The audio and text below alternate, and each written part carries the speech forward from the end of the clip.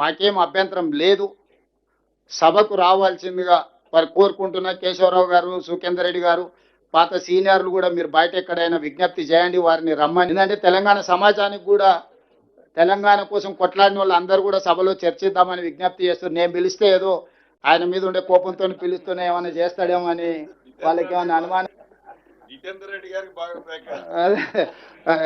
రెడ్డి గారు ఎలా ఉన్నారు? జితేందర్ రెడ్డి నాకు దగ్గరని ఆయన చెప్తే నమ్మడు కాబట్టి ఆ రోజు తెలంగాణ ఉద్యమంలో ఉన్న వాళ్ళందరూ చేయండి. కేశవరావు గారిని, జితేందర్ రెడ్డి గారిని, సుఖేందర్ రెడ్డి గారిని, రాజగోపాల్ రెడ్డి గారిని, అంజన్ కుమార్ యాదవ్ను, బలరాం నాయక్ను, పొన్నం ప్రభాకర్ గారిని, వివేక్ వెంకటస్వామి గారికి అందరికి విజ్ఞప్తి చేస్తున్నా.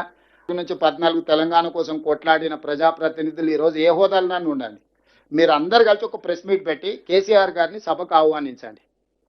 నేను మీ ద్వారా వారికి సభానాయకుడిగా ఇది నా హామీ. నా సహచర ఎమ్మెల్యేలకు, మంత్రులకు కూడా ఎట్టి పరిస్థితుల్లో కేసీఆర్ గారు అవకాశం ఇద్దాం, ఒక మంచి సాంప్రదాయాన్ని నెలకొల్పుదాం సభలో.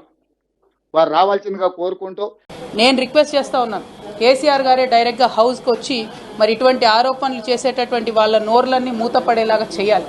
ఎందుకంటే సోర్స్ జూరాల నుంచి శ్రీశైలం ఎందుకు మార్చిరు అనేది కేసీఆర్ గారికే బాగా తెలిసి ఉంటుంది.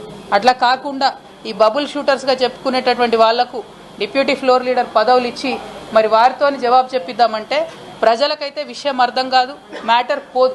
మరి ఈ బబుల్ షూటర్ల వల్లనే ఈ ట్రబుల్ అంతా వచ్చింది. ఈ బబుల్ షూటర్ల వల్లనే మొదటి ప్యాకేజ్ దెబ్బపడ్డది. ఈ బబుల్ షూటర్ వల్లనే పాలమూరు రంగారెడ్డి లాంటి ప్రాజెక్టులు చాలా పెద్ద ఎత్తున ఇబ్బంది పడ్డాయి. మళ్ళా వాళ్ళకే పెత్తనం ఇచ్చి, వాళ్ళకే డిప్యూటీ లీడర్లు ఇచ్చి మరి అసెంబ్లీకి కేసీఆర్ గారు రాకపోతే మాత్రం బీఆర్ఎస్ పార్టీని ఆ భగవంతుడు కూడా కాపాడలేడు.